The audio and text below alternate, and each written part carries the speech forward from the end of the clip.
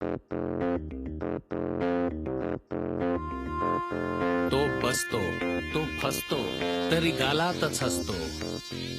1.5, 5, 7, 11 सांगाल तेवढे दिवस बसतो. तो बसतो, तो फसतो, तरी गालातच हसतो. 1.5, 5, 7, 11 सांगाल तेवढे दिवस बसतो.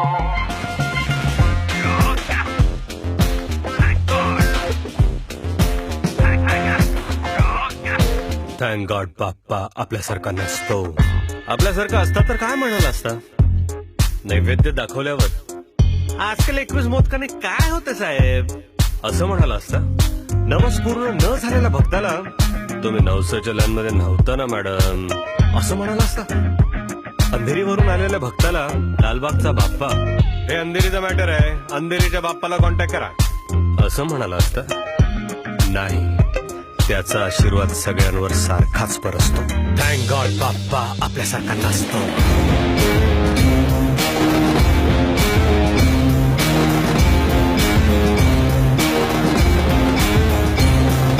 त्याच्या नावाखाली आम्ही धंदा थाटलाय. एक असलं तरी त्याला मंडळांमध्ये वाटलाय. गणपतीच्या सणाला परवा एक जण म्हणाला, या वर्षी देवा तेवढा एक काम करून दे, त्या फेमस गणपतीचा तेवढा दर्शन करून दे. भक्ताच्या या डिमांडला तो गालातच हसतो. थँक गॉड बाप्पा आपल्यासारखा नसतो.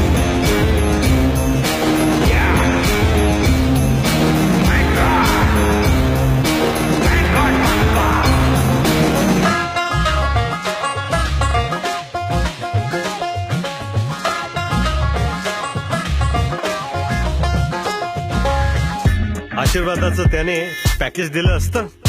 माझ्या बरोबर शंकराचे आशीर्वाद फक्त 20,000. ग्रुप नवस केला तर डिस्काउंट दिला असता.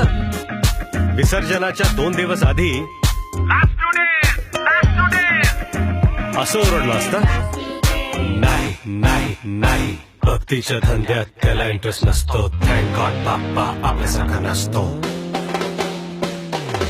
त्याची उंची पोटात मोजणारे आपण, भक्ती सोडून शक्ती दाखवणारे आपण. जो आपल्याला वाचवत आलाय त्याला आपल्यापासून वाचवा. नाक्या नाक्यावर बसवता तसा एक क्षण हृदयात बसवा. एक क्षण कशाला हो, 1.5, 5, 11 सांगा तेवढे दिवस बसतो. थँक गॉड बाप्पा आपल्यासारखा नसतो. विसर्जनाच्या दुसऱ्या दिवशी काय नजारा असतो. 1.5 कोटी डोकीच्या पायावर टेकली तो पाय कुठेतरी असतो. तेवढेच आशीर्वाद देणारा हात कुठेतरी असतो. एवढ्या लोकांना एकत्र आणणारा बाप्पा स्वतः मात्र चौपाटीवर विखुरलेला असतो. तरीही तो हसतो, तो फसतो. पुढच्या वर्षी आनंदाने आपल्या घरी बसतो. त्याचा आशीर्वाद पुन्हा आपल्यावर बरसतो. थँक गॉड बाप्पा, थँक गॉड बाप्पा, थँक गॉड बाप्पा आपल्यासारखा नसतो.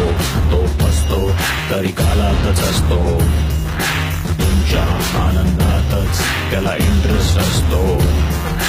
1.5, 11 सांगाल तेवढे दिवस बसतो.